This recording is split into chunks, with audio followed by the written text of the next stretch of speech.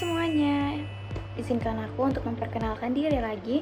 Perkenalkan, nama aku Putri Misha Wulandari dari Prodi Pendidikan Sosiologi kelas B dengan nomor NIM 14056240888. Bagaimana sih sebenarnya kekuasaan dan kepemimpinan yang bekerja di balik aktivitas sehari-hari di sekolah?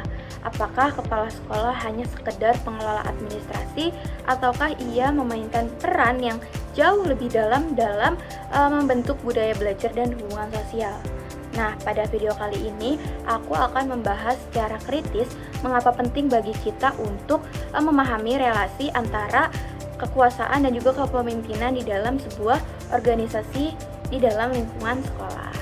Dalam perspektif sosiologi, kita tidak akan melihat bagaimana kekuasaan ini hadir secara formal, tapi juga bekerja melalui kontrol sosial, disiplin, dan juga kepemimpinan yang dimana mempengaruhi kehidupan warga sekolah secara menyeluruh.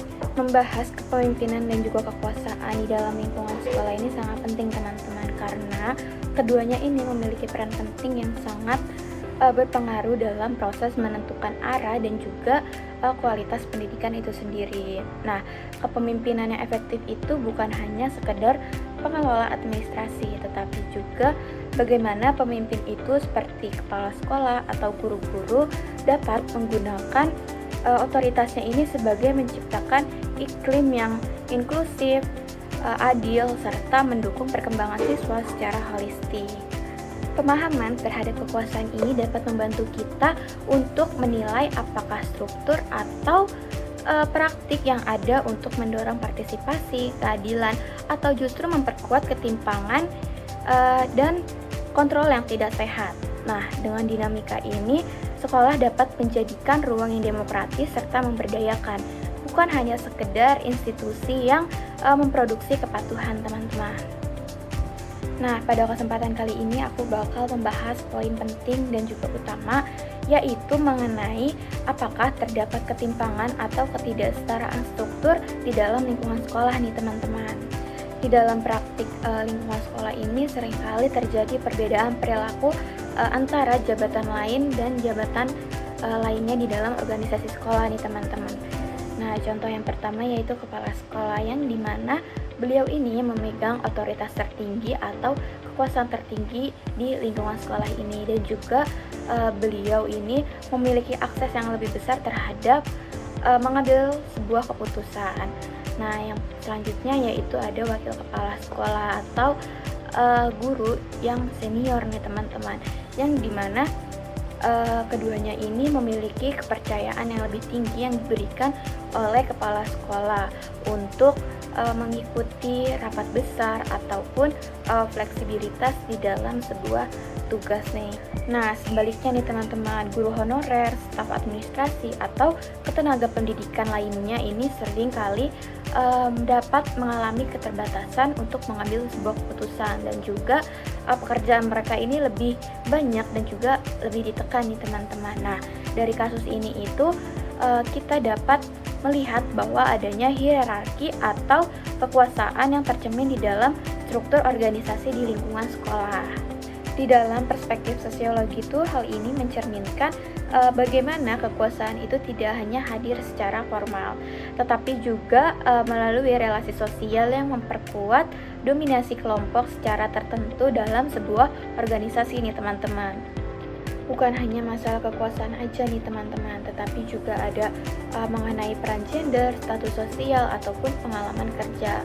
Karena ketiganya ini tuh dapat menentukan posisi kita ataupun diterimanya kita di dalam sebuah organisasi sekolah ini. Nah, dalam perspektif sosiologi ini tuh struktur sekolah tidak bebas nilai teman-teman, karena hal ini tuh dipengaruhi oleh norma sosial, budaya, serta konstruksi kekuasaan yang ada di dalam sebuah masyarakat. Nah, yang pertama yaitu soal gender. Memang ya, kebanyakan sekolah itu kebanyakan tenaga pendidik seperti guru itu kebanyakan perempuan, tetapi di dalam sebuah kepemimpinan seperti kepala sekolah itu cenderung lebih banyak yang berperan sebagai laki-laki nih teman-teman. Nah, dari sini tuh kita dapat menilai bahwa adanya perbedaan bias gender yang dimana laki-laki ini tuh lebih mendominasikan atau lebih diutamakan dalam sebuah kepemimpinan di dalam sebuah organisasi sekolah ini, teman-teman. Nah, yang kedua yaitu status sosial nih, teman-teman. Baik dari latar belakang ekonomi, jaringan sosial maupun hubungan kekerabatan. Nah, hal ini tuh dapat mempengaruhi bagaimana seseorang keterima atau diperlakukan dengan baik di dalam lingkungan sekolah. Contohnya yaitu seperti pegawai yang dekat dengan salah satu guru senior, itu tuh dapat kemungkinan diperlakukan dengan baik oleh guru-guru di sekitarnya karena memiliki kedekatan dengan guru senior di lingkungan sekolah tersebut, teman-teman. Selanjutnya yaitu pengalaman kerja, yang dimana faktor ini tuh menentukan kita bagaimana kita nantinya akan diletakkan atau diberikan peluang untuk pekerjaan tersebut, teman-teman. Namun dalam beberapa kasus terakhir ini, pengalaman kerja itu tidak hanya didukung oleh modal sosial, mungkin yang lebih utamakan yang dekat dengan atasan atau mungkin memiliki gelar yang lebih formal. Nah, dari apa yang udah aku jelaskan tadi, terdapat beberapa landasan teori sosiologis nih, teman-teman. Yang pertama yaitu dari Max Weber, yang dimana Max Weber ini sebagai sosiolog Jerman yang terkenal, yang dimana beliau ini mengemukakan 3 tipe kekuasaan dalam organisasi masyarakat nih, teman-teman. Nah, ketiganya ini tuh memiliki kekuasaan yang merupakan bagian dari teorinya mengenai otoritas, yang berfokus pada cara atau kelompok memperoleh sebuah kekuasaan di dalam struktur sosial nih, teman-teman. Nah, yang pertama yaitu kekuasaan rasional atau legal. Kekuasaan ini tuh didasarkan pada sistem hukum dan aturan yang ada nih, teman-teman. Contohnya yaitu kepala sekolah yang memiliki wewenang atas undang-undang atau kebijakan pendidikan yang berlaku. Selanjutnya yaitu kekuasaan tradisional. Nah, kekuasaan ini tuh bersumber dari tradisi atau kebiasaan yang berlangsung dalam kurun waktu lama nih, teman-teman. Contohnya yaitu kepala sekolah yang sudah menjabat atau memimpin secara lama dan dianggap sah karena tradisi di lingkungan sekolah tersebut. Yang terakhir yaitu kekuasaan karismatik, yang dimana kekuasaan ini berasal dari kualitas pribadi pemimpin tersebut yang dianggap luar biasa atau karismatik, teman-teman. Contohnya yaitu seperti kepala sekolah atau guru-guru biasa ini memiliki karismatik yang lebih atau yang luar biasa yang dapat mempengaruhi motivasi siswa ataupun guru lainnya untuk bekerja dengan semangat yang tinggi, teman-teman.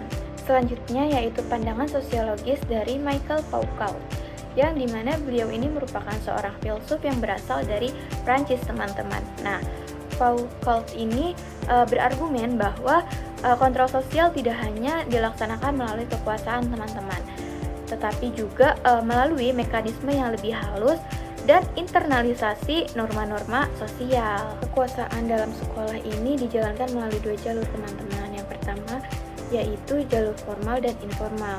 Nah, secara jalur formal ini kepala sekolah adalah sebagai pemegang kekuasaan yang tertinggi di lingkungan organisasi sekolah, teman-teman. Namun dalam pandangan dari Michael Foucault bahwa kekuasaan juga dijalankan secara halus melalui mekanisme disiplin serta pengawasan kinerja yang membuat guru dan siswa ini tunduk bukan karena paksaan, tetapi melainkan karena kebiasaan dan juga internalisasi norma. Nah, di sisi lain Max Weber mengklasifikasi kekuasaannya dalam 3 tipe yang tadi udah aku sebutkan, teman-teman. Namun unsur karismatik juga muncul misalnya tuh dalam sosok kepala sekolah atau guru yang disegani bukan hanya karena jabatan, tetapi juga karena kepribadian atau jiwa kepemimpinannya, teman-teman. Gaya kepemimpinan yang terlihat dalam organisasi sekolah ini sangat dipengaruhi oleh struktur kekuasaan nih, teman-teman, mulai dari latar belakang sosial serta norma yang berlaku di lingkungan pendidikan tersebut. Nah, dalam banyak kasus ini kita bisa melihat bahwa didominasikan oleh gaya kepemimpinan berbasis otoriter, di mana kepala sekolah atau pemimpin memegang kendali penuh atas pengambilan sebuah keputusan. Dalam perspektif Michael Foucault, ketimpangan ini juga tampak dalam bentuk pengawasan atau pengendalian perilaku, teman-teman. Nah, di mana guru dan siswa ini dibentuk untuk mengikuti sistem tanpa banyak ruang untuk adanya negosiasi. Dengan demikian, ketimpangan dan kolaborasi ini berjalan berdampingan teman-teman, dan juga dengan analisis sosiologis ini kita dapat melihat dengan jernih bagaimana relasi tersebut itu terbentuk serta dijalankan dalam kehidupan sehari-hari. Temuan utama dari analisis ini menunjukkan bahwa dalam organisasi sekolah yang dianalisis terdapat keseimbangan yang sulit dicapai nih teman-teman, dan juga adanya otoritas antara kepala sekolah dengan partisipasi yang lebih luas dari guru dan juga siswa. Nah, dari materi yang udah aku sampaikan tadi itu perlu adanya kepemimpinan yang memiliki sikap demokratis, partisipatif, dan juga inklusif yang menjadi poin penting dan juga kunci utama dalam menghadapi tantangan pendidikan pada masa depan. Nah, terutama itu tuh dalam menciptakan lingkungan yang lebih adil, kolaboratif, serta adaptif terhadap perubahan global, teman-teman. Nah, aku rasa segitu aja videonya. Kurang lebihnya mohon maaf, bila ada kesalahan kata mohon dimaafkan. Terima kasih yang udah nonton dari awal sampai akhir. Wassalamualaikum warahmatullahi wabarakatuh.